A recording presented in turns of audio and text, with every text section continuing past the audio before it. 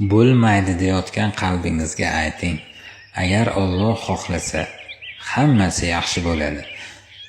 Ey qarzi bor do'stim, ey gunohlarim ko'p deb biladigan do'stim. Mana bu Ramazon kunlari juda muborak va barakali kunlar. Kechalari turib namoz o'qing.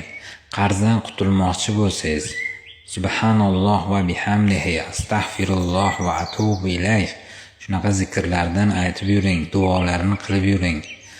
Qutulib oling qarzdan. Nega bunaqa deyapsan desangiz, mani boshimdan o'tgan narsalar bular. Yaqinda Allohga hamd bo'lsin. Shunaqa subhanalloh va bihamdihi, astagfirulloh va atubu ilayh deb yuraverdim. Qarzlarimdan qutulib ketdim. Allohga shukr bo'lsin. Siz ham qutuling. Mana bu muborak kunlarda juda imkoniyatlar katta.